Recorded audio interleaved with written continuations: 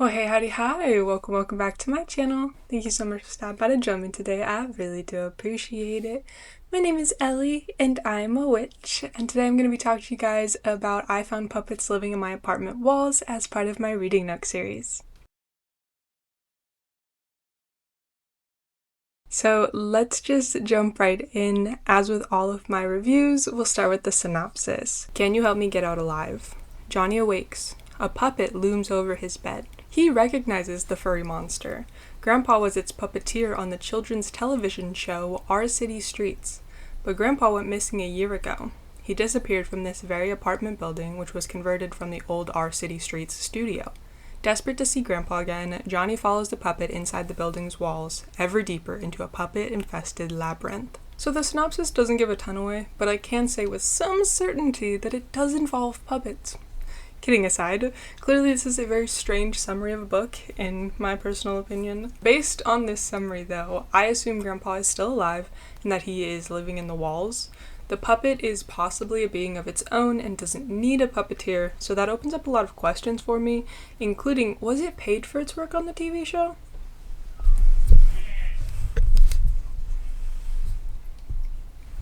This book is another novella, boasting 160 pages in the Kindle edition. However, 17 pages of that is about why the author wrote it and their other books. The book is rated 4.2 stars on Amazon and 3.8 on Goodreads. This is the only puppet-related book I have ever read, so you can note that for future reference, I guess. In short, let's dive in. This book and the review are brought to you by the letter O. The first night I slept in my missing grandpa's apartment, a puppet came out of the wall and stood over my bed. A horrific start to a book, can I just say. Johnny is sleeping in his grandfather's room when he is awoken by a sound akin to cardboard ripping. His eyes wander the room, trying not to alert whatever it is that he is awake. His cat is still sleeping peacefully at the foot of the bed, oblivious to what is happening. Johnny was already wary of the apartment. He had been unsettled ever since his grandfather moved in more than a decade prior. The apartments were once a TV studio that his grandfather worked at a puppet show. So he is still taking in his surroundings, but he doesn't see anything. So he reaches over to grab his phone, but then he notices a shadow. A furry shadow. This furry shadow leaned against the bed, and Johnny did not dare move. He tried to move his eyes to see the face of whatever it was, and was met with a large felt mouth and two eyes on top of its head. A puppet. Mere inches from his face, he stopped breathing. He says that he's had sleep paralysis before and that this is different, and he could move if he wanted to, he just didn't want to. When he still didn't move, the puppet reached its hand out and poked him hard in the arm, but he still didn't move. Johnny noted that the movement was similar to a puppet on strings, while his other arm hung kinda limp by its side. The puppet stared for several minutes, but then it walked away. Over to the window it hopped, half of its body limping. It then hit the window with its hand, but nothing gave. It pushed hard on the glass, and again nothing happened, so finally it threw itself at the glass. Still nothing happened. Giving up at that point, the puppet then walked into the corner, and that ripping sound was heard again, and then the puppet was gone. He stays awake, eyes not moving to the place where the puppet disappeared, for 30 minutes. Finally sure it was gone, he sat up. He knew it was a dream or some kind of weird hallucination, and to prove as much, he took his flashlight on his phone and pointed it at the wall, and there was nothing. It was a dream, it had to be. My flashlight caught something on the beige carpet, a tuft of blue fur. It was real, but I couldn't have seen a puppet walking around on its own. There had to have been a puppeteer behind it, staying out of my sight. Someone had played with a puppet over my bed and then slipped into the walls. But even successfully convincing myself of that would mean something disturbing. Because I was Grandpa's puppet, and the way it moved sparked hope in me that he was still alive. Johnny is not alone in this creepy apartment. His cousin Brittany is also there. They agreed to clean out the apartment together. Johnny was considering moving in if Brittany's parents allow it since they inherited half ownership. Brittany comes in and tries to get Johnny up out of bed so that they can get a game plan together. If I went about my day like normal, then I would start to convince myself that nothing had happened and I needed this to be real. No one had seen Grandpa for a year. The state had declared him legally dead, which was the reasonable thing to do. We find out that the puppet is named Swoomy. Grandpa, sorry he's not yet named, so bear with me, was a voice actor before he answered an ad for an actor willing to learn puppeteering. Now, Swoomy was so large that he required 2 puppeteers. Grandpa was responsible for the head, mouth, and its right side. When Swoomy had touched Johnny, hit the glass, and limped away, it was controlled by its right side. This leads Johnny to believe that his grandfather is inside the puppet, which is a weird and fascinating theory. He ends up picking up the fur, which verifies that Swoomy was there last night, and he takes it out to Brittany in the kitchen, asking her what she thinks it is. She thinks that Grandpa must have kept Swoomy. Now, Brittany was the perfect person to ask because she knew right away it was Swoomy's fur, because she was obsessed with Our City Streets, the show that he was on. 4 Christmases ago, before the pandemic, Grandpa and I had traveled from our respective homes to Brittany's place in Pittsburgh. She had a collection of Our City Street vinyl records, original songs performed by the cast, Christmas albums, and even forgotten celebrities singing Our City Street songs without the cast. On her wall, she displayed a genuine concept sketch of Pam the Pilot Princess and a limited edition print of the whole puppet and human cast posing on the apartment's front stoop, the same stoop we walked up yesterday when we arrived. Brittany's enthusiasm made holiday fun. I never thought to poke fun at her obsession with a kids' show. Those Christmases were long gone. After the travel restrictions were lifted, Grandpa was already gone. Brittany and Johnny came out to search for him, but after a few weeks, they had to return to their own homes. A year after his disappearance, he was declared legally dead. He tells Brittany that he had a weird dream about Swoomy, but it was more than likely a nightmare. Sleep paralysis vibes without the paralysis, but also he never woke up, so he was just awake that whole time. Brittany asks if Swoomy is still in the room, and she means the puppet version, not the creepy moving one. He explains how Swoomy moved just using Grandpa's side, and how it disappeared into the wall. She agrees this is just a weird dream, but Johnny asks if she would believe him if he said it wasn't a dream. Brittany says he needs more sleep. He probably saw the fur before bed, didn't register it, but his subconscious did, and that's why he had the weird dream. Johnny agrees that makes the most sense and drops it. Johnny goes back to Grandpa's room to change. Now, he's still freaked out about what happened, so he just can't help but stare at the spot the puppet disappeared into. So he runs his hand along the wall, feeling for anything that would prove he wasn't crazy and that it wasn't a dream. But nothing was off, and he felt defeated. Now, it wasn't that he wanted the puppet to have actually been there. He was just really terrified. He just wanted to believe that maybe Grandpa was still alive, the same way that he had been hoping it since he disappeared a year ago. Aside from the basics of his fur and gait, we haven't really been told how Swoomy looks until Johnny is back in his room reliving the past night's events. I tried to picture how Grandpa could have hid behind Swoomy without me seeing him. Swoomy is about 5 feet tall, at least when someone's puppeteering his legs so they bend at the knees instead of dangle freely. He's one of the rounder Our City Street puppets, maybe 2 feet across, a little wider than the average adult. He's sewn with extra fabric, so there are loose vertical folds down his midsection. Grandpa could fit behind him, except when Swoomy turned with those long loping steps and disappeared into the corner. No way to hide then. I corrected myself. No way to hide that I saw. My own perception didn't determine reality. Johnny, of course, still can't give up, so he goes to the wall and takes a pencil to the plaster. As he's digging the pencil around, the plaster starts to peel off with that same ripping sound, and he realizes there is Velcro in the wall. I worked the pencil back and forth, further loosening the Velcro's hold. The surface of the wall pulled away from the corner. Dust rained down, but the plaster held its structure as it curled back like the page of a brittle book.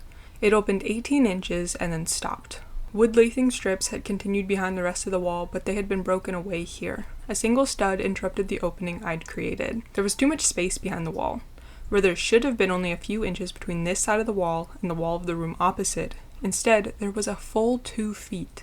Johnny sticks his head in and is trying to determine if a puppet and puppeteer could have actually fit through this narrow hallway. He wants to explore, but everything in him is screaming danger. What if he comes face to face with Swoomy again? The puppet's poke had some strength behind it, so could he really take it on if he had to? What he did know is that he desperately wants his grandfather to be alive, and if he has to brave these creepy back rooms, then so be it. And so, despite my nonsensical fear that a puppet walked these walls without a puppeteer at all, and despite the possibility of getting stuck and having to scream for help from deep in the belly of the old Our City Street studio, I pressed my shoulder against the far stud and squeezed my body inside the apartment walls. Before he gets into the wall, though, Brittany walks in. She is actually not judgmental of the fact her cousin has seemingly ripped the wall open and is more on board with Johnny not being crazy and it might not having been a dream. She does not, however, really think it through, but rather is just so excited that maybe the original puppets are stored somewhere in the walls. She races off to find Flashlight so that they can go explore, while Johnny calls after her that the puppets would have been controlled, so who was it? He sticks his head back to the wall and uses his phone's flashlight for now, and he notices something on the ground. Brittany comes back in just as he picks up a watch with the Our City Streets puppets cast on its face. Grandpa's watch, the one everyone assumes he was wearing when he disappeared. Brittany encourages him to go into the wall first, of course. He's a little hesitant as he is starting to face the reality that they might find Grandpa, but not alive and well. Still, the small drop of hope that he is alive propels Johnny into the wall. Through the passageways, there was blue fur on the ground, and Johnny says that Swoomy was nesting, and Brittany still thinks they're just going to find some inanimate puppets. The corridor begins to narrow, and Johnny can barely fit, so Brittany suggests that she will squeeze in, see if it opens wider, and take some pictures for him. Johnny is terrified to send her alone. What if she comes face to face with Swoomy and he isn't there to help? Brittany is not listening to him. Her excitement at finding the puppets is too great, so she wiggles into the tight space. Johnny can still see her, so he keeps one eye on her and then one eye ahead as he's watching for any shadows or puppets. She manages to find another turn, and she yells that she is exploring more, and Johnny panics. He can't get to her, and now he can't see her either. No! But she ignored me. And why wouldn't she? I wasn't anyone whose advice she trusted. She was happy and successful. I had trouble moving on from any emotional setback. I worried all the time. You didn't have to take my worries seriously. If I'd managed to convince her to stay, maybe things would have turned out differently. But this is what happened. Between the walls, where I was too fat to fit, the dancing glow of Brittany's flashlight vanished. I thought I heard her say, "Be right back," although it might have been, "What is that?" I listened intently. Muffled digital voices came through the walls. The neighbor's TV was on. I made myself breathe deep. The tight space restricted how deep that could be. After counting to 10, then 50, then 200, my panic wrestled away my control. "Brittany!" I screamed. I tried to force myself deeper. There just wasn't enough space. I cried her name again. The passageway swallowed any echo, as I feared it had swallowed Brittany. Johnny keeps shouting for Brittany, but gets no response, so he ends up going back to Grandpa's bedroom. He needs to find another way in, and fast. Aside from the puppets, he can't let his cousin be the one to find their grandfather's body. That trauma was not something that she deserved. Johnny begins to retrace his steps from inside the wall, now outside of the wall. Out of the apartment and down the hall he continues. He comes to an apartment that has the door slightly open, which he thinks is odd, but he feels like he needs to enter, so he does, calling out a hello, not knocking. The living room furniture was a couch and a chair with an outdated green and white striped pattern. Suddenly, this apartment felt very familiar. My skin went cold. That upholstery pattern, the mirror on the wall, the gold fishbowl on the end table, this was a set from Our City Streets. I'd watched Swoomy and friends visit the non-puppet young woman who lived here. What was her name? An elderly woman hobbled around the corner. Her name came to me. "You're Marta." Marta is of course worried that this random man is in her apartment until she learns who he is, and then is more confused as to why he's there. We also learn that Grandpa's name is Albert, though I'm still just gonna call him Grandpa. He asked if she will let him tap on her walls and call out to his cousin. An odd request, but he briefly explains what he wants to, and she gives him a few short minutes to do so. He asks her some questions about who lives in the building and why her apartment is the set of a show. She gives some non-committal answers and then gets him back on track. He knocks on the kitchen wall, but is redirected into the bathroom. He asks if she thinks it's possible there's enough space for his grandfather to have started storing things in the walls, but she doesn't answer. Brittany does, though. She found some stairs and Johnny tells her to wait for him. He then asks Marta if she knows a way in, and she does, actually. She is sad for him. She says that she knows that his grandfather isn't in there, but she will tell him how to get into the walls.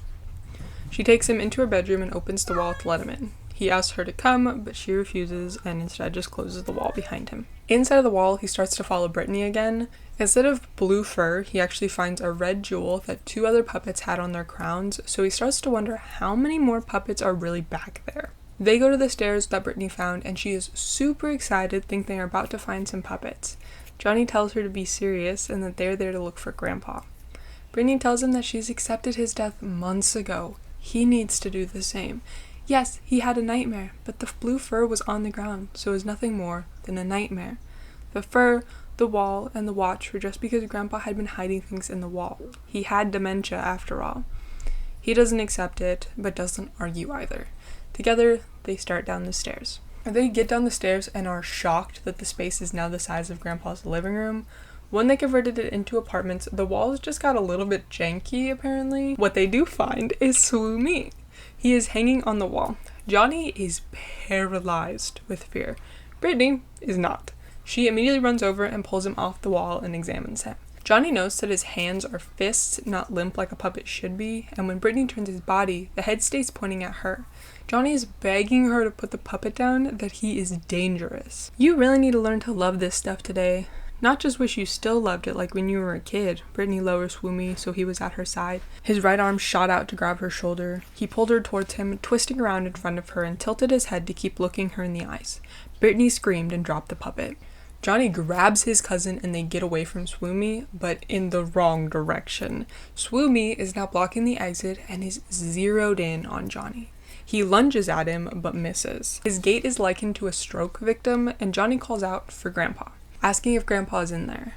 Brittany asked him if he's serious, and she gets muscled out of the way by Swoomy. Johnny noticed that the puppet has teeth, something he did not have on the show. Instead of attacking him, the puppet now steps back and gestures to the stairs, beckoning the two of them to go the rest of the way down. The two agree that they would not follow the creepy puppet, and Johnny tells his cousin to slowly go towards the stairs and they would go back up. As they move though, Swoomy opens his right arm as if he wants a hug. His left still hanging limp. He brushes against Johnny this time and prevents him from moving. He didn't dare look away from the puppet's eyes, but then Swoomy opened his mouth and the red felt lining began to rip open. Instead of the hand he expected, inside was just endless blue fur. Swoomy began to swallow Johnny. Before Swoomy could actually do any real damage, another voice pulled his attention away. Rob, another actor on the show. He was talking to Swoomy, goading him on to pay attention to him. Brittany helped Johnny to his feet and they began backing away, but Rob told them to come towards him slowly. He would help them. In order to keep his attention away from them, Rob told them not to think about the puppets or our city street at all. Of course, they couldn't do that, and Swoomy swings back around to Johnny. "It's okay, you're both safe," Rob says. "Let's go back upstairs." I couldn't bring myself to leave. Brittany was on the same wavelength. "Rob, how is Swoomy walking around?" Rob said, "Go upstairs, that's not something you need to worry about." "Is it something to do with why the show was cancelled with Mike Percy?" Rob stiffened. Brittany had hit the nail on the head, apparently. The surprise was enough to jolt me out of the trance that almost being swallowed had put me in. Rob is pleading with them to just walk around the puppet and not go further into the maze. They are not having it. The two want to find their grandpa, but Rob is telling them that he wouldn't have come down here willingly. The only reason any of them go down there is to help idiots who come in and get lost. I am a little bit confused in this exchange, though. Aided by Brittany's newfound determination, I made up my mind. Predatory puppet or no, I was finding Grandpa. So if I think happy thoughts about our city street, Swoomy won't stop us from going down? You don't want to do that. I have to find Grandpa. I heard him, Brittany agreed. He's down there. Kids, please go on up. I can only pretend to hate the show for so long. Swoomy turned his attention back to Rob, who shrunk away. "We're finding our grandpa," Brittany said with a firmness that fit well on her. To my surprise, Rob threw up his hands.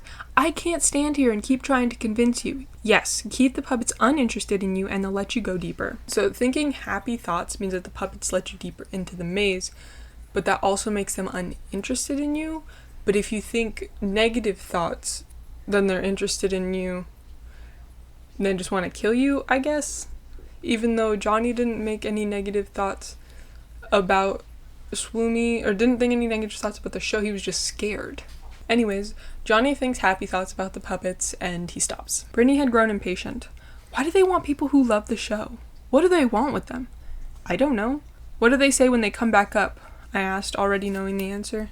No one comes back up. Swoomy lets them past, and the cousins get into a brief argument. I felt a pang of jealousy. Loving our childhood made me sad, but it got Brittany all bubbly. I lashed out. "You're not going down because the show makes you happy. It's because you're obsessed with the urban legends, the lore." Brittany clicked her tongue. "That's not fair. There's something you don't know about our city streets, and you can't stand it." Swoomy is walking by himself. Obviously, there's a lot I don't know. You know what I mean. The urban legends. What you asked Rob about. The mystery that no Our City Streets fan actually know the answer to. Why was this show cancelled? What happened to that kid? Why did Mike Percy hang himself? He then starts asking Swoomy questions while Brittany just kind of looks down the stairs. He asks the puppet why he moves like that, if he liked Grandpa best. Swoomy, for his part, cocks his head at Johnny, not in understanding but almost curiosity. The two start to walk down the stairs, and Brittany is facing forward, Johnny is not. When they get to the bottom of the stairs, they no longer need their flashlights, and they are on the set of Our City Street. So the whole place is larger than it should be, and the set was not in the basement originally, so it's weird that they have the exact replica. They walk a bit, but decide that they need to explore some of the buildings, starting with the replica of the apartments. They go inside into Marta's apartment, and in her bedroom, there is still a plaster curtain, so the two venture inside. They follow the same path down the stairs, and then into another basement that also has the set. They once again go inside the apartment building to Marta's room, through the wall, and down to the sub-basement again. They realize they're not passing Swoomy, so they're in a spiral that just keeps going. Brittany wants to get to the bottom of the spiral and then work their way up, but Johnny notices something, or rather someone. King Sing is in his apartment, and he's another one of the puppets, and they just decided they need to go and investigate that before moving on. They went into the apartment and they paused to take it all in. Johnny got a little distracted though, and when he did, he noticed Swoomy was on the move again, and they needed to move, and he needed to think of the show. They opened the bedroom door and they were greeted by an old friend. King Sing was on the bed, and he was the most human-looking puppet, but in a Hey Arnold kind of way. He made a wheezing sound like he was trying to laugh, and Johnny realized that it is likely that none of the puppets can talk. King Sing then laughs again and points to Johnny and then out of the window. Swoomy is no longer outside, he's making his way inside. King Sing points to the closet, and the two humans work together to find a way out. They find another plaster curtain and manage to both squeeze into the new passageway just as Swoomy makes his appearance in the room. The two venture in through this new maze of passageways, getting lost and turned around, but they eventually make it to the storage area of the basement. They start rummaging through some of the stuff, not really sure what they're looking for, if anything. He checked the next storage space. Brittany made a guttural noise of disgust. What the hell? In the middle of the chain link cage atop the bare cement floor was a ring of fleshy fur. Brittany moved closer to me to get a look from a different angle. It's like an extra large bundt cake from a taxidermist hell. It emanated wrongness. And I appreciate the visual, so this is what you should all be thinking about. They hear Swoomy coming, and Johnny reasons that while he may be stronger than a puppet should be, he isn't fast, so they should be able to get around him. Brittany lets out a panicked yell, and her skin starts turning into pink furry fabric. Swoomy was now close to them again, but he was no longer interested in Johnny, he wanted Brittany. Johnny positions himself in the middle, and he told Brittany to run when he ran, but to make sure he stayed between her and the puppet. As they ran though, Swoomy caught her wrist. Johnny tried to pull her away, but with no luck. Swoomy turned her hand over a couple of times, satisfied with the pink fur, and then just let her go. The two now ran upstairs, and they wanted to get back to Marta's room, so they continued to loop in the sub-basement, but King Sing was blocking their way. They managed to skirt around him as well and get to the passageway. The two puppets following behind, but they make it into the sub-basement again. The plan is now to lure the puppets into the open space, run around them, and then go all the way back into the real apartment building, but then Brittany sees something. "Johnny," Brittany said, "look." They turned around. Out from Pop's shop came Grandpa. Grandpa tells them that they need to leave, go back up to the real world, but both insist he come with them. Well, Johnny does. Brittany agrees to leave if she finally gets told the story of why Our City Streets was cancelled. The whole beginning of the book, we were just teased with why it was cancelled. There is nothing that gets published about what happens, just that there was an accident on the set where a light fell and killed the kid, and then Mike Percy hung himself on the set. But the network did not confirm it, and so it was more like an urban legend, and Brittany is desperate to know what happened. So instead of summing it up, I'll just read what happened. "Please, go on back up." "No," Brittany and I say together. Brittany asked, "What do you know about the puppets? Why was the show cancelled?" Grandpa sighed. "If I tell you, will you leave?" "Yes," said Brittany. "No," I said. "Tell us," Brittany insisted. Grandpa chewed on his lip. "You heard about the accident, no doubt." "Everyone did," I said. "That kid got crushed by falling light." "There is no proof that happened." Brittany sounded like she was reciting something. "No hospitals had his record. His parents were bribed to keep quiet." "You've got some of the details," admitted Grandpa. "Parents were bribed all right, and not just by Our City Streets workshop. It was the whole damn television network that paid them off. After the bigwigs handed what happened, it should have cost those executives their careers." "Because of the lighting accident?" I asked. Grandpa shook his head. "A month or so before the show got cancelled, this executive's kids came to work with us." Brittany let out a quiet gasp. "Mike Percy? You've done your research." "He started out as a production assistant, but a week into it we get a call that he's to be a puppeteer. No one was going to give him a main character, so he got assigned bit parts. A puppet in the crowd, a letter of the alphabet, that kind of thing. Let me tell you, he wasn't happy about that. He wanted Redo. He never got him, did he? Asked Brittany. Grandpa, why was Swoomy walking around like you were controlling him? He was only moving his right arm and mouth. Grandpa held up a single finger, a promise that he'd get to my question in a moment. He answered Brittany's first. No, Mike Percy never got to be Redo, and he acted real weird about it. Marta heard him yelling at his uncle on the phone, but no other calls came down, so I guess the old man was done pulling strings. Mike was an odd duck from day one. Always wore this necklace with black beads on it.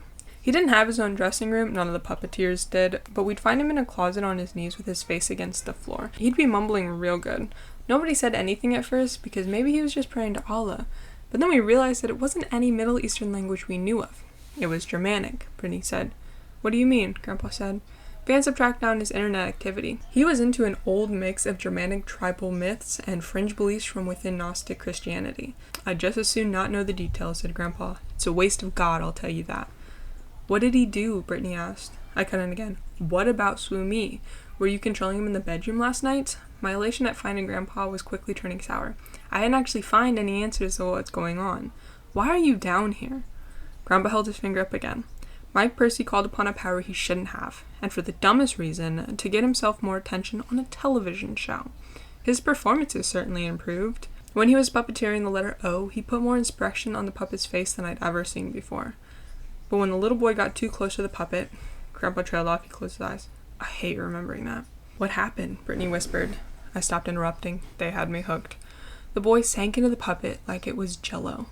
It swallowed him? I asked. No, it wasn't that big. He got stuck in it or it got stuck on him, like they overlapped. He started wailing and blood came out of his mouth. We tried to separate them, but I couldn't tell where the boy ended and the puppet began. It tore up his insides. He was dead before his mom even made it over to him. That's why the boy never went to the hospital. Brittany looked excited to have discovered this missing secret. That's it, Grandpa said. The executives showed up and chased away the paramedics. Of course, the ambulance got called again when we found Mike Percy had hanged himself in the break room. I don't believe he realized what he'd been toying with. Brittany was too focused on the history. What happened next? Grandpa glanced once more over his shoulder and then continued. The boy's parents never got to bury him. Mike Percy's uncle buried the mutilated corpse himself. In the basement, I said. Bingo, said Grandpa. The show wasn't actually cancelled right away. We all came to work for the next few days. We'd seen the news about the lighting accident and we had questions for the boss. When we got to the studio, the puppets were walking around. It scared the hell out of us. The executive said that everything was contained beneath the building, but they needed us to keep them down there. I don't know if you remember, but it was years before I let either of you visit. I always came to you. But when everything was calm for so long, I decided it was safe. I was able to forget that they were down here. I didn't learn until recently that the calm and quiet was only because Lucio was taking care of everything himself. After he died, Marta came to me. She said that they'd been leading fans down below and coming back without them, bringing the puppets new bodies. That's why they want us to go down? Brittany asked. They want our bodies? Grandpa nodded. I learned years later that there were 5 missing persons report right after that little boy lost his life. Those puppets we saw walking around when we came back to work, they weren't the ones we'd used for so long. Those were those missing people. Brittany held up her hand, showing the pink fabric. Grandpa? Oh, Lord, he whispered. Did you touch one? Brittany nodded. Oh, Lord. Touching Swoomy did that to her, I asked. What if she doesn't touch anymore? Grandpa shook his head. It's too late. It spreads. Grandpa said that they actually need to go down more, but then Hop Top, another puppet, appeared and grabbed Grandpa, dragging him inside. The doors close and the 2 cousins are left outside.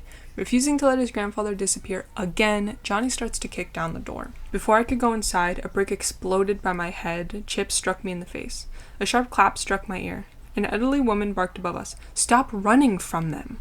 I turned around to see Marta and Rob hobbling up the street. Marta had a pistol trained on me. Marta and Rob are trying to get the cousins to continue going down the spirals, and they are the human sacrifices this time. They say they will, as long as they can help their grandpa, of whom Marta and Rob don't even know is down there. They think that it's a trick, but it clearly isn't. Same thing with Brittany's hand turning into pink fur. That is, until Redo, another puppet, the newest puppet that was on the show, arrives. They want to get out, Marta snapped. You must keep going down so that they don't. Please, Brittany said. I touched Swoomy and now it's spreading up my arm. How do I stop it? Marta looked disgusted. Stop with the trickery. Rob's lip quivered. He was on the verge of tears.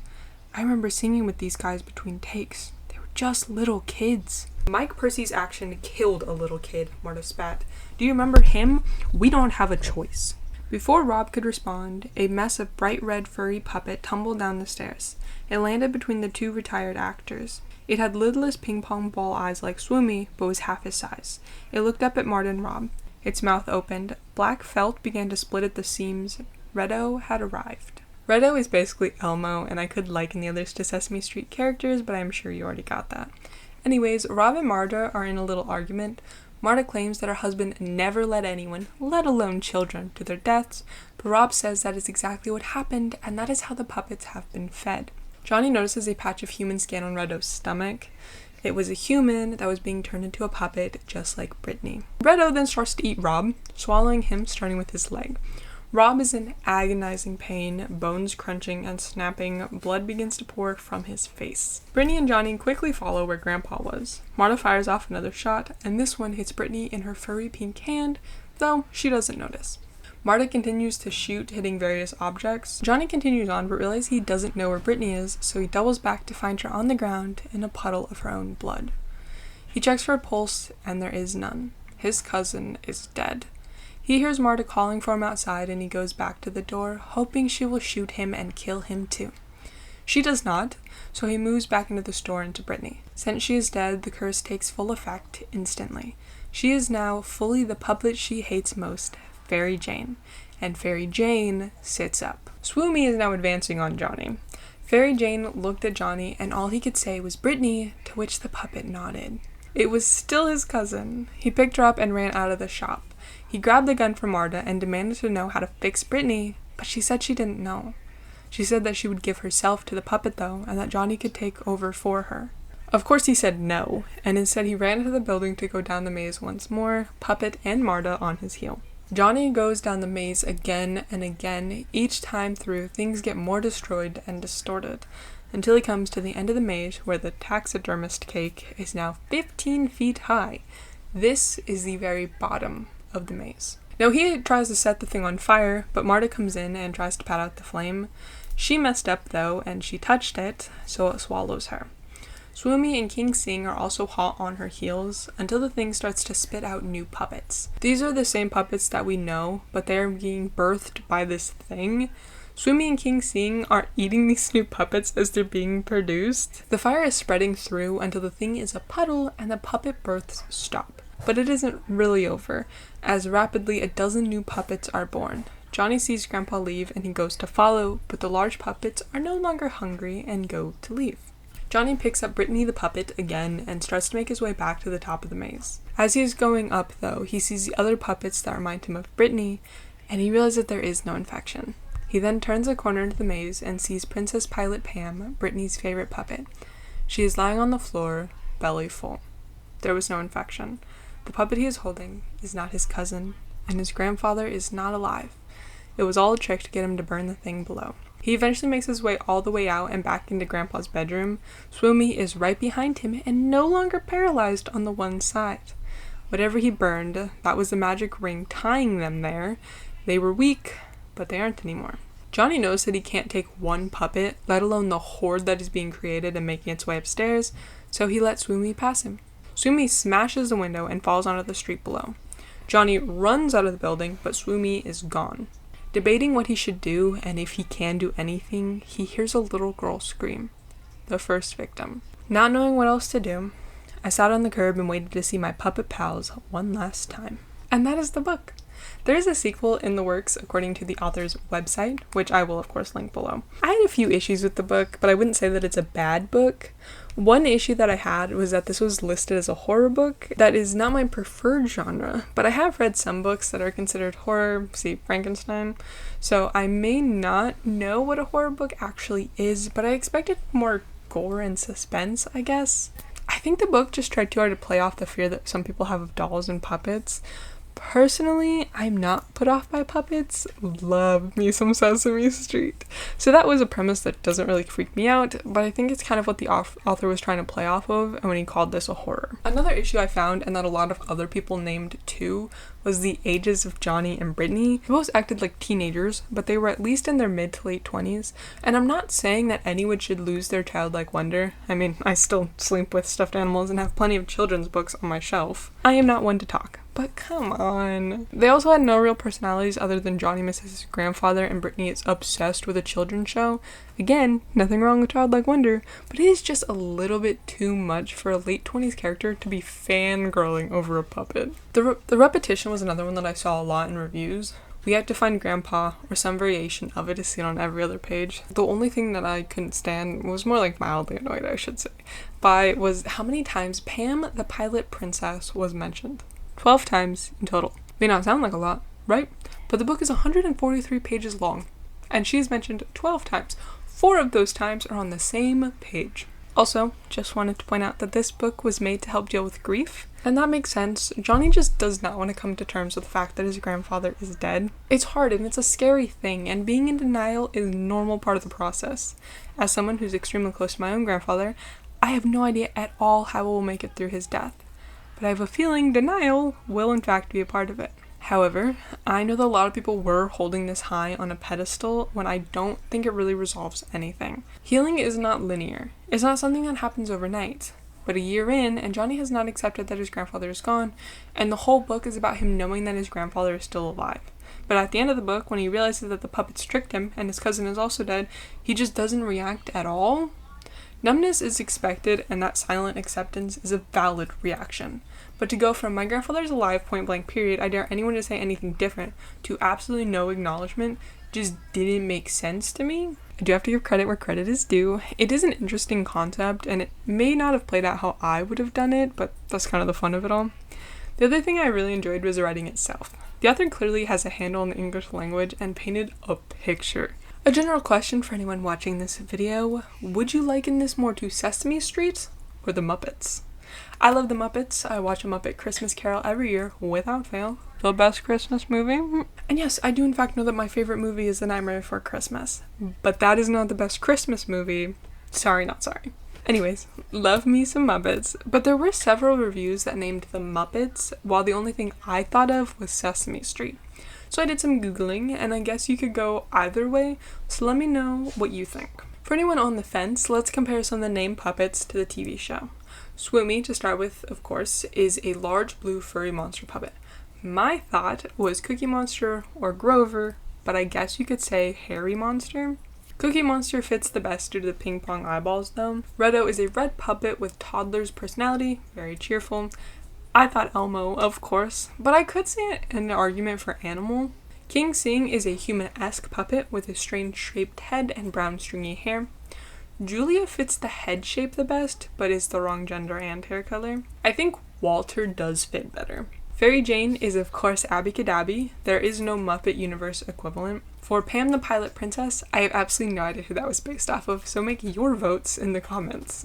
Is it bad that I knew all of those characters off the top of my head though? In my defense, I enjoy Sesame Street. I thought it was a good show, and also I worked in a daycare. Also, I wanted to add something I said to the housewarming review video a really long time ago, so if you want to go rewatch that, it's great. I said that most people are willing to leave a negative review about something, but I have come to change my mind a little bit when it comes to book reviews. I am in no way advocating for any overt hate to being sent to a book or calling out the author for what they write, unless it is obscene or generally harmful, haunting Adeline, for example. But I realized, and that is when I changed my tune, I tend to listen more to the negative or closer to neutral reviews when picking up a book. No book is perfect, far from it. So whenever I see a book that has nothing but endless praise, it kind of kills it for me, like it feels fake. Take pretty much any Colleen Hoover book, for example. Have I read one? Absolutely not.